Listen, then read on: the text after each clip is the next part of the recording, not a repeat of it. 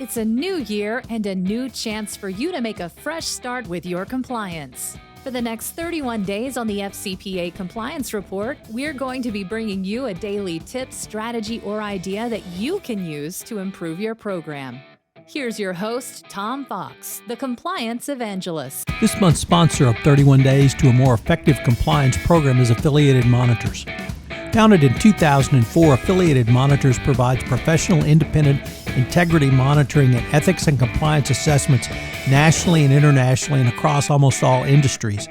With its knowledge of effective ethics and compliance programs and cultures, Affiliated Monitors is respected for its work as the corporate monitor on matters ranging from multinational corporations to small and mid-sized companies and even individuals.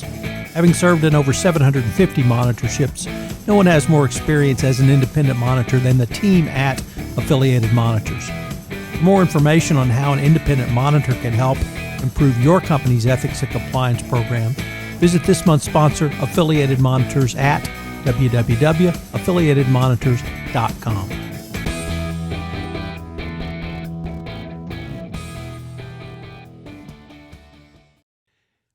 The Regional Compliance Committee. Innovation and compliance can come in various forms for an organization.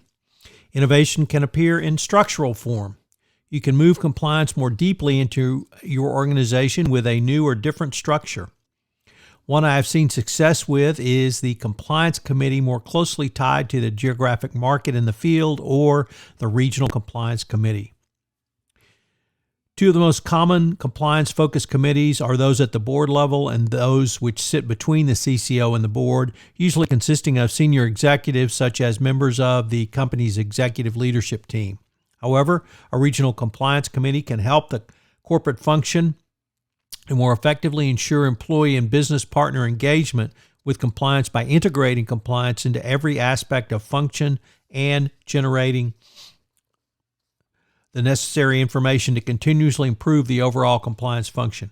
A regional compliance committee can also operate on multiple planes to fully operationalize compliance in a company, augment the internal controls, and make the company a more efficient and profitable entity.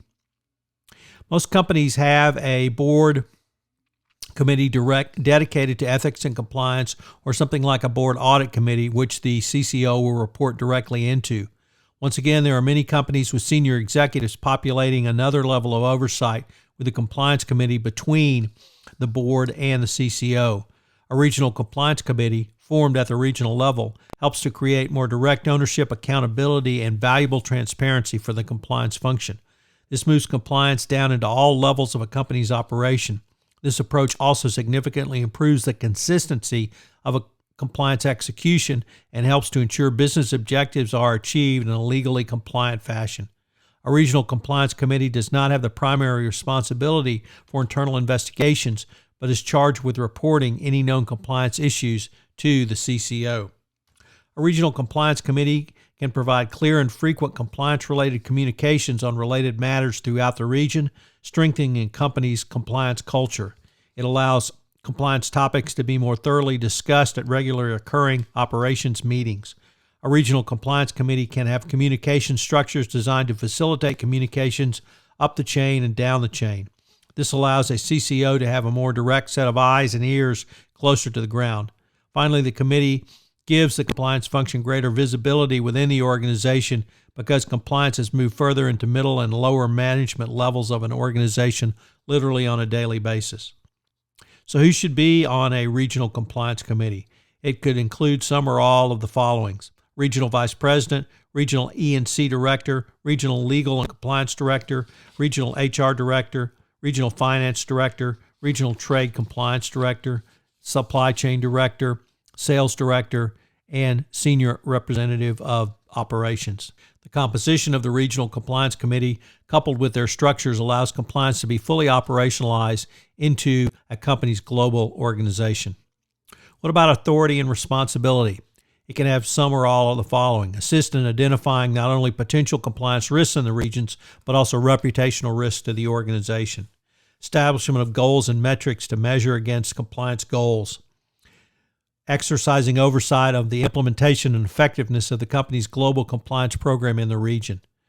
reviewing and monitoring implementation of the Code of Conduct in the region, and assisting in the identification of practices, alternative strategies, and local initiatives to enhance the compliance program. Assuring to the CCO and senior leaders of the operation the compliance goals and requirements have both been established and communicated across the organization. Advise management of the assessment of the compliance program, ethics and compliance risks in the regions, and steps to take to manage and lessen such risks. And finally, review the the company's helpline complaints and other information to assure the region has taken appropriate steps to modify the compliance program to identify risks which have come up through that mechanism. The innovation presented by the formation of a regional compliance committee operationalizes compliance into a company's operations where the business operates. This approach follows the DOJ mandate to move the doing of compliance down into the business of the organization or operationalizing compliance.